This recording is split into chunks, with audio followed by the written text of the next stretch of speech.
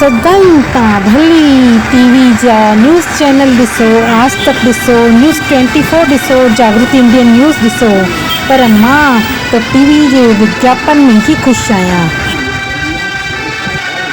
ॿिया सभई ॿार वीडियो गेम और मोबाइल जे गेमनि में व्यस्त आहिनि, लेकिन असांजी कुकू पूरी टीवी ॾिसण में व्यस्त रहंदी आहे और ॾिसो कीअं ठरंदी आहे।